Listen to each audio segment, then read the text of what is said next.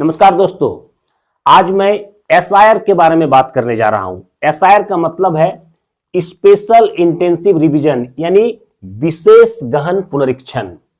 चुनाव आयोग द्वारा भारत के मतदाता सूची का एसआईआर यानी विशेष गहन पुनरीक्षण किया जा रहा है। पहले बिहार में एसआईआर लागू हुआ, उसके बाद अभी देश के 12 राज्यों में एसआईआर चल रहा है और इसके बाद पूरे देश में जितने भी राज्य है वहां भी एसआईआर लागू होगा। एसआईआर क्यों लागू किया गया, एसआईआर की पूरी प्रक्रिया क्या है और एसआईआर में आप कैसे भाग लें, इन तमाम बिंदुओं को लेकर मैं आज आपको बताने जा रहा हूं। अब जानते हैं एसआईआर क्यों, एसआईआर का उद्देश्य क्या है। तो एसआईआर का उद्देश्य है, पहला, मतदाता सूची यानी वोटर लिस्ट को पूरी तरह से अपडेट करना। दूसरा, त्रुटियों को ठीक करना, जो गलतियां हैं उसे ठीक करना। तीसरा, जिन मतदाताओं के नाम 2 जगहों पर है उनमें से एक को हटाना। चौथा है, वैसे व्यक्ति जिनकी मृत्यु हो गई है और फिर भी उनका मतदाता सूची में नाम है तो उसको हटाना। पांचवा है, अयोग्य मतदाताओं के नाम को हटाना। वैसे मतदाता जो अयोग्य है यानी भी किसी भी तरीके से वो वोट देने के लायक नहीं है, उनको हटाना। और छठा है, नए योग्य मतदाताओं को जोड़ना, यानी नए मतदाता जो योग्य है उनको जोड़ना। अब समझते हैं एसआईआर की पूरी प्रक्रिया क्या है, चुनाव आयोग एसआईआर की प्रक्रिया को कैसे कर रही है। तो इसके लिए सबसे पहले समझना होगा कि अंतिम बार एसआईआर कब हुआ था, 2003 को, और कहीं कहीं 2002 को अंतिम बार एसआईआर हुआ था। इस बार जो प्रक्रिया अपनाई जा रही है उसमें से नंबर 1 है कि जिन मतदाताओं का नाम 2003 के मतदाता सूची यानी वोटर लिस्ट में है उनसे कोई अतिरिक्त कागजात नहीं मांगे जाएंगे। सिर्फ उन्हें डिटेल भर देना है कि 2003 में ये मेरा नाम था, ये सीरियल नंबर था और इस बूथ में मेरा नाम था। बस इससे उसका नया सूची में नाम चढ़ जाएगा। अब दूसरा, ये बहुत इंपॉर्टेंट है, वैसे पुरुष मतदाता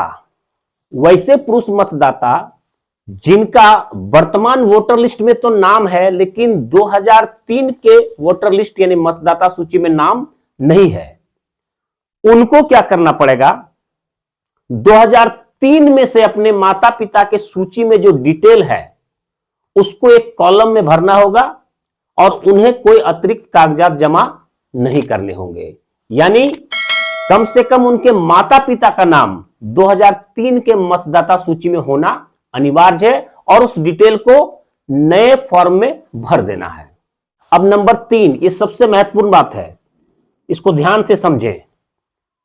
वैसी शादीशुदा महिलाएं जिनका नाम 2003 के बाद के मतदाता सूची में है या नहीं भी है, उनको नए मतदाता सूची में नाम चढ़ाने के लिए अपने मायके से अपने माता पिता का 2003 में जो सूची है उस लिस्ट में जो डिटेल है उसको लाकर अपने नए फॉर्म में भरना होगा, तभी उनका नाम चढ़ेगा। देखिए, बहुत ध्यान देने वाली बात है। यानी कोई लड़की अगर शादी होकर अपने ससुराल गई है और 2003 के बाद के लिस्ट में नाम है अथवा नहीं है तो ससुराल के डिटेल से उसका नाम नहीं चढ़ेगा। उसे अपने मायके से माता या पिता में से किसी एक का डिटेल जो 2003 की मतदाता सूची में हो और कहीं कहीं 2002 भी है, उससे डिटेल लाना होगा और भरना होगा, तभी उनका नाम नए मतदाता सूची में चढ़ेगा। यह बहुत इंपॉर्टेंट बात है, इसे याद रखा जाए। और अब नंबर 4, जो भी मतदाता इन तीनों में बताए गए अर्हता को पूरे नहीं कर पाते हैं तो उन्हें कागजात प्रस्तुत करने होंगे और वो कागजात का डिटेल्स मैं अगले स्लाइड में बता रहा हूं। अब जिन मतदाताओं के नाम 2003 के मतदाता सूची में नहीं है या जिनके माता पिता का भी नाम 2003 के मतदाता सूची में नहीं है, उनको एसआईआर में अपना नाम चढ़वाने के लिए इन 11 दस्तावेजों में से कोई एक पेश करना होगा।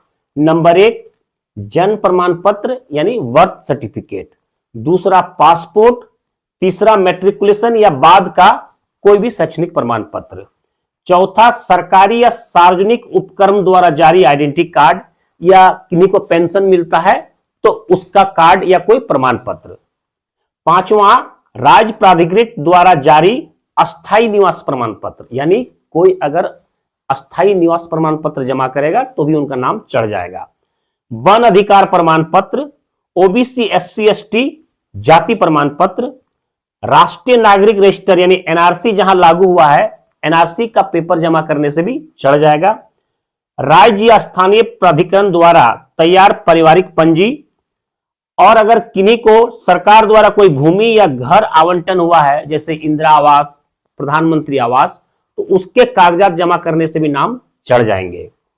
11वां, भारत में बैंक, पोस्ट ऑफिस या एलआईसी द्वारा कोई भी ऐसा दस्तावेज अगर 1 जुलाई 1987 से पहले दिया गया हो तो उसको भी एक्सेप्ट किया जाएगा।